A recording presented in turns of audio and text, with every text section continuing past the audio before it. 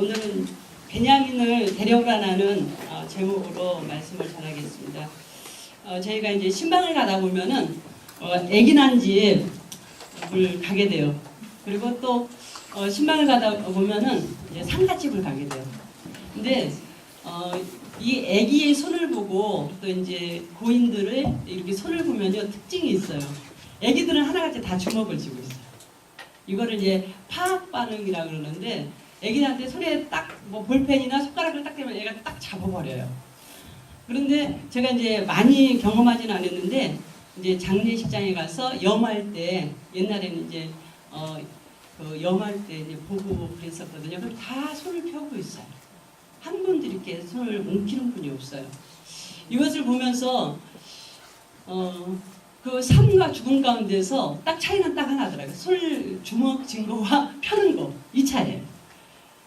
사람은 딱 태어나면서 그렇게 움켜쥐려고 하는 그런 특성들이 있더라고요. 오늘 우리가 이제 창세기를 보면서 이제 계속 이제 요셉의 이야기가 이제 이어가는데 창세기 1장부터 11장까지는 네 사건에 대한 얘기예요. 창조, 타락, 홍수, 바벨탑 이야기. 그리고 12장부터 50장까지 네 사람의 이야기가 중점적으로 나와요. 아브람, 이삭, 야곱, 요셉. 37장부터 50장까지는 요셉 이야기가 중점적으로 나오는데 38장에 유다 이야기가 한 장 살짝 끼고 거의 다 이제 요셉의 이야기가 이제 쭉 이어져요. 오늘 창세기 43장은 역시 그 요셉에 관한 이야기가 이어지는 그런 상황인데 성경은 창세기 37장에 요셉의 이야기다 이렇게 말하지 않아요. 창세기 37장 2절에 보니까 야곱의 역사다 이렇게 말을 해요. 결국은 지금 이 요셉의 이야기가 아니고 야곱의 이야기다라는 거예요. 야곱의 역사다라는 거예요. 야곱은 누구죠? 야곱은 이스라엘이고요. 우리는 영적인 이스라엘. 그래서 그 야곱의 그 기사를 우리가 왜 공부를 해야 되고 왜 우리가 가까이 해야 되냐? 우리가 이렇게 봤을 때 그래 우리가 꼭 야곱을 알아야 돼? 이런 생각을 할 수도 있잖아요. 근데 이 야곱은 그 영적 이스라엘로 우리라는 거죠. 야곱의 삶은 그냥 야곱의 어떤 한 개인의 삶이 아니고 우리 그 영적인 이스라엘, 육적인 이스라엘을 대표해서 그 사람이 딱 선두주자 하나님이 딱 뽑아서 그 사람의 삶을 통해서 우리 삶을 조명시키는 거예요. 야곱은 우리가 이제 다 알다시피 이삭의 둘째 아들, 쌍둥이 둘째 아들로 태어나요. 창세기 25장에 야곱이 태어나는데 어떻게 태어나냐면은 그 에서의 이 발꿈치를 딱 잡고 태어나는 거예요. 이 시초가 지금 아주 좀 불길해요.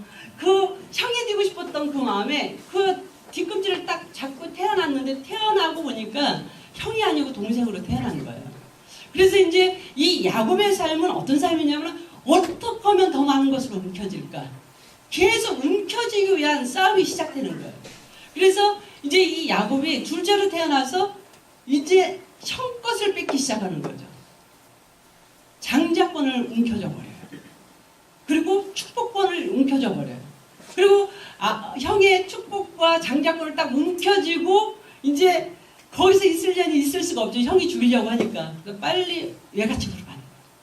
외갓집으로 가서 내 아내를 딱 움켜줘요. 그리고 외삼촌의 재산을 딱 움켜줘요. 그리고 이제 거부가 돼가지고 내 아내와 많은 아들과 자녀와 그리고 이제 그 많은 재물을 가지고 외갓집에서 그냥 움켜진 재물을 가지고 이제 금유환양하는 거예요. 이제 고향으로 오는 거예요. 고향으로 오는데 소식이 들려오는 거죠. 야, 저기 우리 당신의 형이 옛날에 그 한을 품고 군사 400명을 들고 너 잡으러 온다. 이 소리를 듣고 나니까 너무너무 긴장돼요. 많은 것을 잡았지만은 이제 목숨이 달랑달랑해서 이제 여기서 어떻게 해야 되나 이래가지고 이 약복강 나비타에다 다 보내고 자기가 그 어떤 그 기도를 하는 거죠. 하나님 앞에 살려달라는 거죠. 그런데 어떤 사람이 나타나요. 어떤 사람이 나타나는데 천사라고도 하고 뭐 예수님이라고도 하고 그런데 일단은 그분이 나타나서 씨름을 하는 거예요. 근데 이 씨름을 하면서 그 사람을 움켜쥐기 시작합니다. 당신이 복주시장 주시지 않으면, 내게 복 주시지 않으면 절대로 당신을 놓을 수 없다. 또 이 복에 목말라서 그 사람을 꽉 붙잡고 놓지를 않아. 이분이 하나님이라고 그러는데 결국은 놓지 않으니까 이분이 딱 이 야곱을 엉덩이 뼈를 쳐버려요. 옛날 성경은 이제 환두뼈라고 그러는데 이 환두뼈는 생명을 상징한다고 죽여버리는 거예요. 그래서 내가 죽으면 죽어도 내 이 축복은 안 누리라고 그 사람을 꽉 붙잡고 씨름하다가 결국은 이 뼈가 의골되고 그리고 이제 이는 이스라엘이라는 이름을 받아요. 하나님과 겨루었습니다. 사람은요 하나님조차도 이기고 싶은 그런 욕심이 있는 거예요. 그리고 하나님의 축복을 뭉켜줘요. 그런데 그 야곱이 그 야복강 나루터가 야곱이 죽고 사는 세례의 현장이었어요. 물, 강 하면은 죽음과 부활. 세례는 예수님의 십자가와 부활이죠. 그 애굽에서 종살이 했었던 이스라엘 사람들이 홍해를 건너서 나오는 것을 고린도전서에는 물과 구름 가운데서 우리 조상들이 모세에게서부터 세례를 받았다고 해요. 그냥 단체 세례를 받은 거예요. 물속에서 죽고 광야 쪽에서 나온 그 십자가와 부활. 그리고 나서 이제 이 광야에서 이 사람들이 다 죽었죠.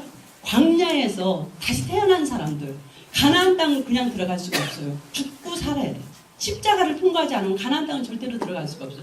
그래서 요단강에 가서 이 세대가 세례를 받고 다시 십자가와 부활을 경험하고 가나안 땅을 들어가서 가나안의 주역이 돼요. 이 야곱은 그거를 미리 예표하는 거예요. 야복강에서 죽음과 부활을 통과하면서 그 야복강에서 이 한두뼈 부러지면서 죽었는데 그 다음날 그 세례를 받고 이제 가나안으로 들어가는 거예요. 그리고 나서 이제 이때부터는 물론 그 전에도 하나님의 간섭이 필요했지만 전적인 하나님의 간섭이 시작해요. 우리가 육신으로 태어난 우리들은요 그저 할 수 있으면 더 많은 것을 취하고 싶고 더 많이 올라가고 싶고 더 많이 남의 거 뺏어서 내가 취하고 싶고 그런 마음들을 우리는 다 가지고 이게 애기가 이렇게 주먹을 쥘 때부터 뭔가 예감이 있는 거예요. 애기가 손뼉을 이렇게 태어났다 이러면은 애기가 조금 아픈 애예요. 아픈 애기예요. 그런데 하나님께서 예수님을 보내시면서 이러잖아요. 누구든지 나를 따라오려거든 자기를 부인하고 제 십자가 지고 나를 따르라. 이제 그때부터 우리 인생이 꼬이기 시작해요. 그때부터. 그래가지고 죽어야 사는 거고요. 빼앗겨야 되는 거예요. 계속. 그리고 나서 이제 그 십자가를 통과하고 나서 이제 야곱이 형하고 화해를 해요. 잠언에 그러잖아요. 원수와 화목하는 것은 성을 빼앗는 것보다 힘들다. 어려운 거예요. 불가능한 거예요. 그런데 죽으니까 되는 거예요. 그리고 하나님께서 나에게 놓아라. 계속 경고를 해요. 그러니까 안 놓으면 하나님 뺏어가요. 왜냐면은 그게 천국이니까. 죽지 않으면 이 땅엔 천국이 없어요. 하나님께서 우리에게 주고자 하는 것은 이 땅에 부귀영화를 주기를 원하는 하나님이 아니시고 물론 필요하면 그것도 줘요. 안 주는 건 아니에요. 그렇지만 하나님께서 우리에게 원하는 것은 예수 그리스도 안에서 천국을 주기를 원하십니다. 하나님을 바라봐야 될 시선이 세상 것에 움켜쥐고 거기를 바라볼 때 하나님은 빼앗아가고 하나님께서는 그걸 치는 거예요. 그리고 나더니요. 경험고 화해를 하고 나더니 35장에 가서 엄청난 사건이 일어나는 거예요. 그 사건은 어떤 사건이냐면 가장 사랑하는 아내 그 아내 때문에 20년이라는 그 세월을 고생하고 수고했는데 그 아내를 뺏기는 거예요. 하나님이 데려가요. 그래서 그 아내를 베들레헴에서 장사를 지내요. 그리고 나서 그 아내가 난 애가 둘이 있죠. 그 애기 베냐민을 낳다가 죽는데 요셉과 베냐민이 있어요. 그 아내를 너무너무 사랑하기 때문에 그 아내의 잃어버린 슬픔과 서러움을 야곱은 요셉을 잡는 거예요. 그리고 어렸을 때부터 이 아이에게 채색옷을 입혀가면서 이 아이는 내 상속자다, 내 장자다, 공공연히 다른 우의 형 10명 있는데 그냥 그거를 공공연히 공포를 하는 거예요. 그리고 그 요셉이 꿈도 꾸고 막 아버지한테 고자질도 하고 그러니까 형들의 미움을 사서 그 형들이 요셉을 애굽에 팔아버리고 아버지를 속이죠. 수염소 피를 갖다가 그 옷에다 묻혀서 아버지 이게 누구 거예요? 이 옷을 거리에서 주웠는데 누구 거예요? 딱 보니까 가장 사랑하는 아들이 짐승에게 물려 뜯겨 죽은 거 흔적이 나는 거예요. 그때부터 이 야곱을 애통을 하는데 아무리 그 자녀들이 아들들이 위로하고 격려해도 소용없는 거예요. 여러 날 애통했다 그래요. 여러 날. 그 할아버지가 90 넘은 그 할아버지가 여러 날 그냥 그 요셉 때문에 애통을 해요. 근데 뭐 애통한다고 죽은 아들이 살아나겠어요? 그리고 나서 이제 그 요셉을 딱 뺏고 나서 딱 잡게 누구냐면 베냐민을 잡아요. 베냐민을. 이제 내가 너는 절대로 안 놓으리라. 내 진짜 사랑하는 아내도 잃어버렸고 내 진짜 사랑하는 아들도 잃어버렸는데 내가 너까지 놓으면은 나는 이제 살 아무 소망이 없다. 그리고 이제 베냐민을 딱 잡아요. 그런데 그 땅에 기근이 왔죠. 기근이 왔는데 베냐민을 딱 껴안고 이제 다른 그 아들들을 보내요. 양식 사와라. 그런데 양식 사오라고 해서 갔다 오더니 시몬을 빼앗기고 온 거예요. 애굽에다. 왜냐면은 거기서 이제 요셉이 네 동생 데려와라. 네 아버지 잘 계시냐? 살아 계시냐? 동생도 있냐?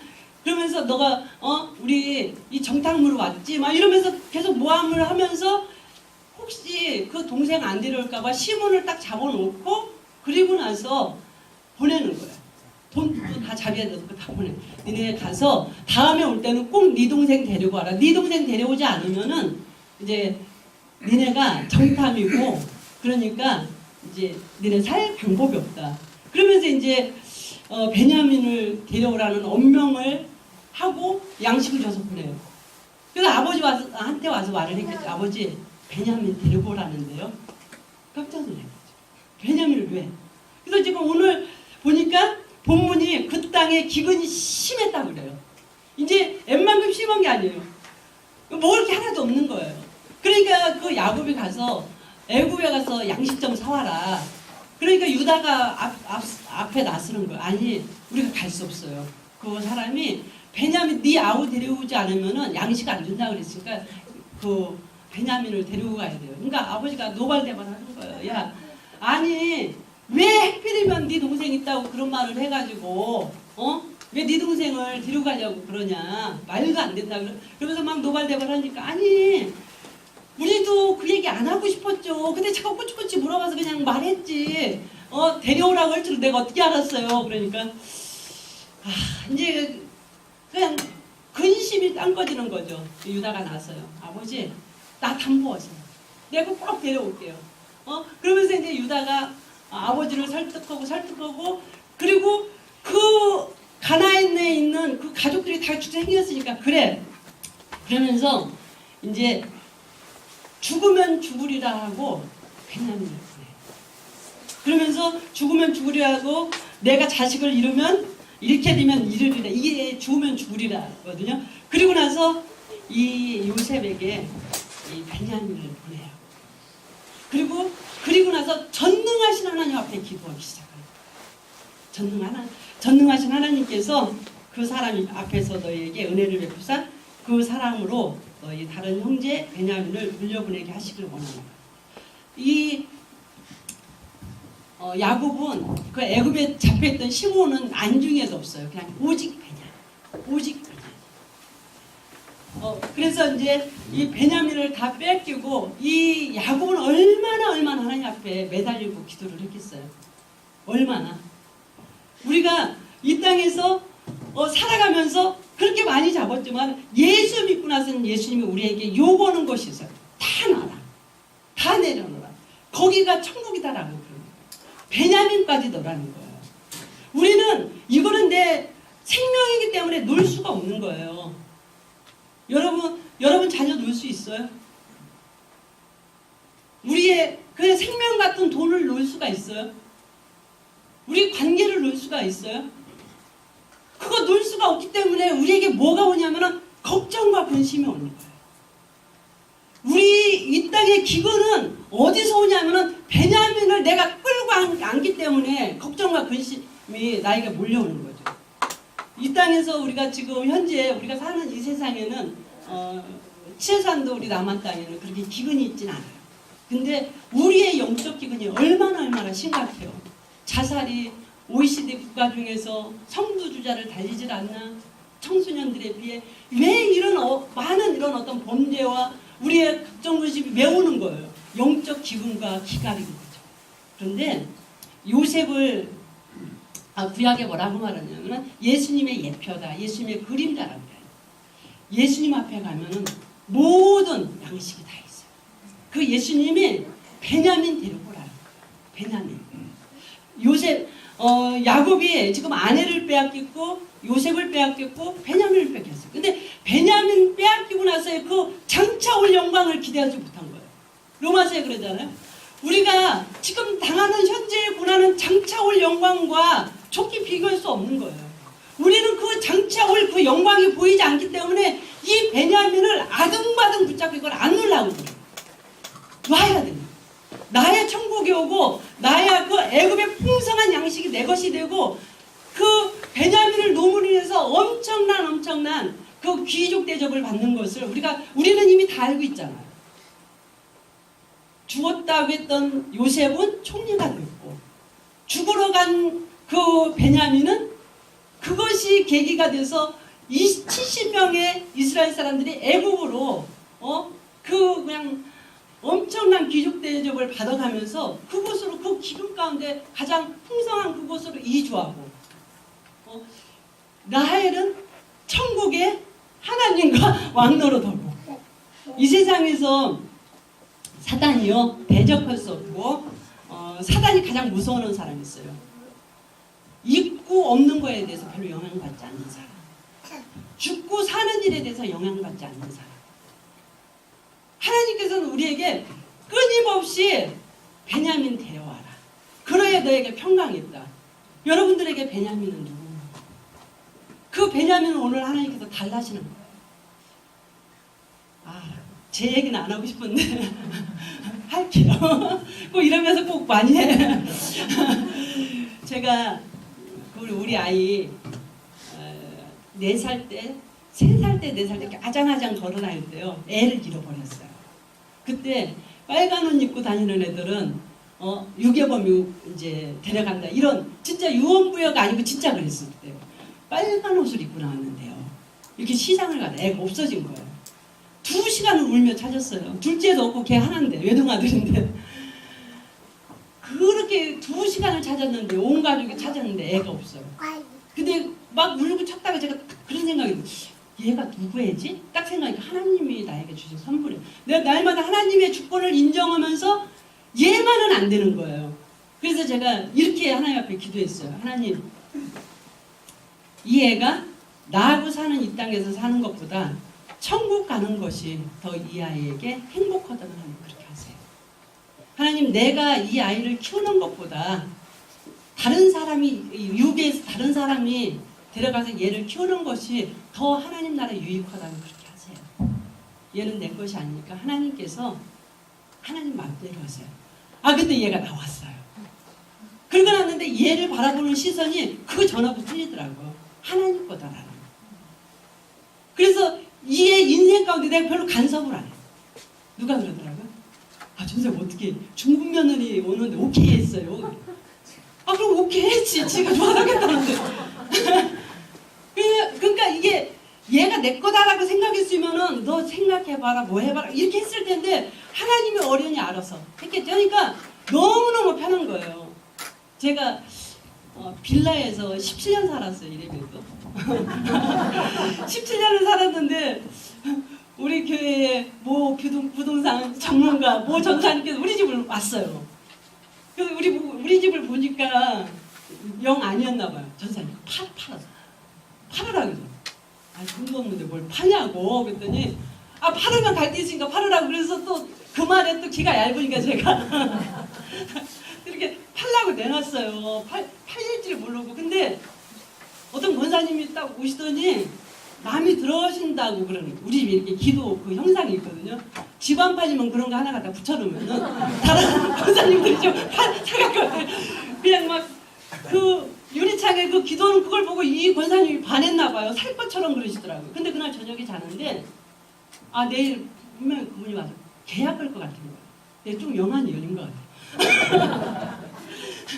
그런데 갑자기 그 생각이 들자마자 겁이 덜컥 난 거예요. 어떡하지? 근데 돈 모아놓은 것도 없는데 이 빌라 이거 팔아봤자 전세 보증금 월세 보증금밖에 안 되는데 이런 생각이에요. 아니 이 집을 가지고 어디를 가야지 막 그러면서 그날 잠이 안 올 정도로 가슴이 덜렁덜렁 하는 거예요. 눈물이 나는 거예요. 말이 그렇지 17년 이거 강산 2번 거의 변해요. 그 정도로 늘 거기서 싸우고 지치고 웃고 내가 거기서 애 키우고 그렇게 한 집인데 막상 가려고 하니까요. 갈 곳도 없고 오라는 곳도 없고 그러니까 겁이 덜컥 나는 거예요. 하나님 안 팔아줘도 돼. 그러면서 막 취소할까? 그런데 또 이건 또 체면이 아닌 것 같고 그 부동산하고 그랬는데 또 갑자기 이런 생각이 들었어요. 야, 너 지금까지 니네 집에서 살았니 우리 집에서 살아? 하나님 없어. 그러는 거 아니야. 우리 집에서 살았잖아 내가. 근데 그렇게 하나님이 질문을 하니까 하나님 집이요. 이런 하나님 집. 내 집인 줄 알아 하나님. 그런데 그렇다면은 내가 내 집 내가 팔겠다는데 내가 더 길거리에 가서 잠자라고 내가 팔겠니? 내가 너를 예비한 곳이기 때문에 내 계획 가운데 이거 파는데 왜 이렇게 불안하냐? 이런 마음을 딱 주시는 거예요. 그리고 난 맞아요. 아이고 아버지 건데 또 그랬네. 내가 또 주인 노래 달라고 그랬네. 그리고 나서 평안하게 잠잤어요. 그리고 팔렸어요. 그리고 이사했어요. 더 좋은 집으로. 저는 하나님 앞에 날마다 나의 모든 것은 주님의 것입니다. 아버지가 내 주인입니다. 이렇게 제가 입으로는 고백을 해요. 그런데 어떤 순간순간 이렇게 딱 어떤 일이 딱 닥치면은 꼭 내 거예요. 애도 내 것이고 집도 내 것이고 그래서 내가 이거 뭔가를 해결해야 되고 돈도 내가 막 그냥 해결을 해야 되고 애 인생도 내가 책임져야 된다는 이런 생각. 그러면서 갑자기 그 불안이 쫙 몰려오는 거예요. 그런데 하나님께서는 날마다 나한테 이렇게 싸움 걸어오시는 건 아니고 나한테 하나님이 말씀하시는 건 늘 네가 주인이냐 내가 주인이냐 날마다 물어보셔요. 날마다. 그래서 하나님이 주인입니다면 내 안에 평강이 넘쳐요. 하늘나라예요. 초막이나 궁궐이나 내 주위에서 모신 건 하늘나라예요. 그런데 이것이 자칫 잘못 요거는 내 것입니다라고 하나만 주장하면 그것 때문에 내가 잠 못 자면서 불안에 떨고 있는 내 모습을 발견하는 거예요. 날마다 사도 바울이 날마다 죽노라고 했던 그 고백이 이거구나라는 것을 제가 생각하게 됐어요. 그리고 함권사님께서 요괴벳의 노래를 이렇게 순장관 밴드에 올려주셔서 많은 순장님들이 눈물콧물 빼신 줄 알아요. 요괴벳이요. 그 환난 가운데 남자가 나면 다 죽여야 되는 그런 상황 가운데 아기를 낳았어요. 3개월 정도, 100일 정도 굉장히 목소리가 커서 목소리가 크면 누가 와서 얘를 뺏어 다 죽일 것 같은 거예요. 늘 불안해. 내가 지키려니까. 너무너무 불안해. 그래서 그를 갈대 상자에다 역청에 묻혀가지고 나일 강에 띄웠어. 그리고 기도하는 하나님, 저 인생 내가 책임질 수 없어. 하나님이 책임질 수 없어. 그랬더니 그 인생을 어떡하죠? 3개월을 그렇게 불안에 떨었었는데 그 인생을 하나님께서 신실하게 인도하셔서 그 엄마가 젖을 먹여가면서 그 아들을 키우는 거예요. 평안하게. 그래서 이스라엘의 대지도자를 만드는 거예요. 한나가 그렇게 아들이 없어서 서름을 많이 받다가 어느 날 하나님의 은혜로 하나님께 기도해서 아들을 하나 받았어요.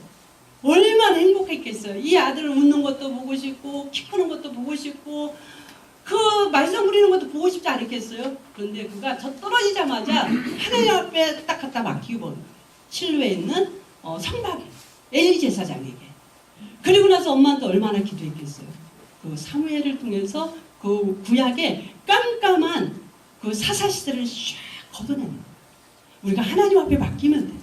그리고 하나님은 오늘도 나에게 너 베냐민 데려와라. 너 베냐민이 뭐냐? 네 돈이냐? 우리가 맡길 때요. 이왕이면 확실히 다 맡겨요. 내 돈만 맡기지 말고 내 빚도 맡기세요. 예. 빚도 하나님 거예요. 내 돈이 하나님이면 거면 빚도 하나님 거예요. 내 자녀도 하나님 거예요. 우리는 날마다 내 안에 있는 걸 자꾸 떼어보내야 되는 거죠.